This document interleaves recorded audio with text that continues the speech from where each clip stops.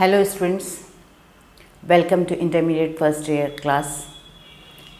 आज हम पढ़ेंगे एक मज़मून जो इब्न सफ़ी का लिखा हुआ है उन्हीं के बारे में। उसका उन्वान है मैंने लिखना कैसे शुरू किया। मैंने लिखना कैसे शुरू किया, ये इब्न सफ़ी का मज़मून है।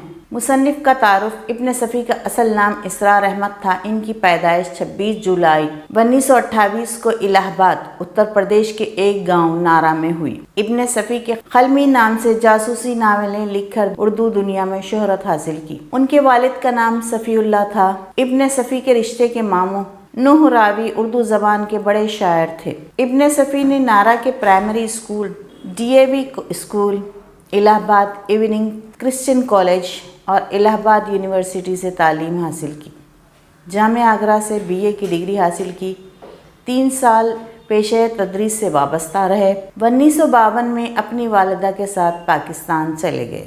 इब्न सफ़ी जासूसी नावल निगारों में सबसे ऊंचा मुकाम रखते हैं। उनकी नावलों की खूबी यह है कि 50 साल गुजर जाने के बाद भी बड़े शौक़ से पढ़े जाते हैं। उनकी तहरीरों में जादू की कैफियत मौजूद है जो क़ारी को बांध कर रखती है। उनके नावलों मशहूर किरदारों में फरीदी, इमरान, हमीद और क़ासिम वग़ैरह काबिल ज़िक्र हैं। इन नावलों में तफरीह के साथ साथ कोई न कोई मकसद व पैगाम ज़रूर होता है। सच्चाई की जीत और बुराई की हार या जुर्म का ख़ात्मा इनकी नावलों का मकसद होता है। इब्न सफ़ी का पहला नावल दिलेर मुजरिम है जो अंग्रेज़ी नावल से अक्स शुदा है। 1955 में इन्होंने खौफनाक इमारत के उन्वान से इमरान सीरीज़ का पहला नावल लिखा। इसराज पब्लिकेशन कायम करके इसके तहत जासूसी नावल शाये करते रहे। इब्न सफ़ी की शुरू करदा जासूसी इमरान सीरीज़ को दूसरे कई मुसन्निफ़ीन आगे बढ़ाने का काम कर रहे हैं। इब्न सफ़ी की शख्सियत और कारनामा को पहली बार कॉलेज के निसाब में शामिल किया गया। इब्न सफ़ी का इंतकाल 1980 में कराची में हुआ। ये था मुसन्निफ़ का मुख्तसर सा तारुफ़। अब हम देखेंगे कि इन्होंने जासूसी कहानियाँ लिखना क्यों शुरू की, क्योंकि उस ज़माने तक जासूसी नावल या जासूसी कहानियाँ लिखने का कोई रिवाज नहीं था। तो इनके दिमाग में ये कैसे आया कि वो जासूसी नावल या जासूसी कहानियाँ लिखें, इसके बारे में हम जानेंगे। एक मुबाहिसे ने इब्न सफ़ी को जासूसी नावलों की राह मुंतखब करने पर मजबूर कर दिया था। मुबाहिसे में एक बुज़ुर्ग ने कहा था कि उर्दू में सिर्फ जिनसी कहानियाँ ही मार्केट बना सकती, और बुज़ुर्ग की बात सच भी थी, क्योंकि इन दिनों हकीकत में उर्दू में इस किस्म की कहानियों का सैलाब आया हुआ था।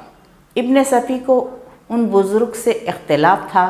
उनका कहना था कि अगर सूझबूझ से काम लिया जाए तो और भी रास्ते निकल सकते हैं, और ये राह खुद इब्न सफ़ी ने निकाली और एक जासूसी माहनामे की बुनियाद डाली और हर माह एक मुकम्मल नावल लिखने लगे। पहले इब्न सफ़ी ने अंग्रेज़ी नावलों से प्लॉट लेकर नावलें लिखी, फिर ख़ुद के प्लॉट पर नावलें लिखने लगे। ख़ुद इब्न सफ़ी कहते हैं कि मेरे 8 नावल कुली तौर पर मेरे अपने नहीं थे, या तो इनके प्लॉट अंग्रेज़ी से लिए गए हैं या एक आध किरदार बाहर से आए हैं। इब्न सफ़ी का मानना था कि आदमी क़ानून का एहतराम करना सीखे, और जब तक क़ानून के एहतराम का सलीक़ा नहीं पैदा होगा सड़कों पर मासूम लोगों का खून बहता रहेगा। मैंने जासूसी नावल की राह इसलिए मुंतखब की थी ताकि थके हारे जहनों के लिए तफरीह भी मुहैया करता रहूं और उन्हें क़ानून का एहतराम करना भी सिखाता रहूं। वो कहते हैं कि फरीदी मेरा आइडियल है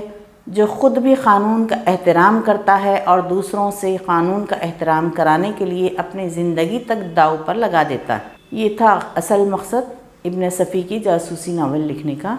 इब्न सफ़ी का ख्याल है कि तफरीह बजाय ख़ुद एक मकसद है। इनका कहना था कि थके हुए जहनों के लिए थोड़ी सी तफरीह मुहैया कर देता है। अगर किसी के बस में हो तो इसे भी एक मुक़द्दस फ़रीज़ा समझना चाहिए। वो कहते हैं कि मेरी कहानियाँ मकसदी ही होती हैं। कुछ अहमक जासूसी कहानियों को फ़रारी जहनियत की हामिल कहते हैं।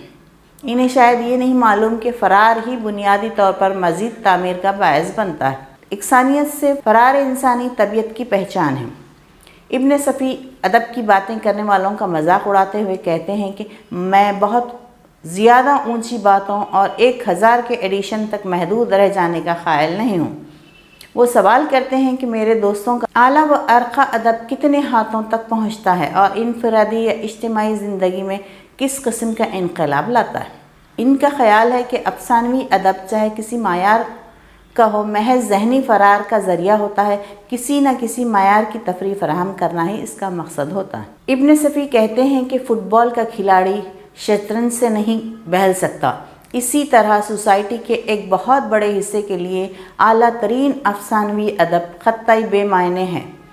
اسی لیے وہ گنے چنے لوگوں کے لیے نہیں لکھنا چاہتے، بلکہ وہ لکھنا چاہتے ہیں جو زیادہ لوگ پسند کرتے ہیں، اور اس طرح وہ اپنی اونچی باتیں لوگوں تک پہنچانے کو ہی مقصدی ادب مانتے ہیں۔ شکریہ۔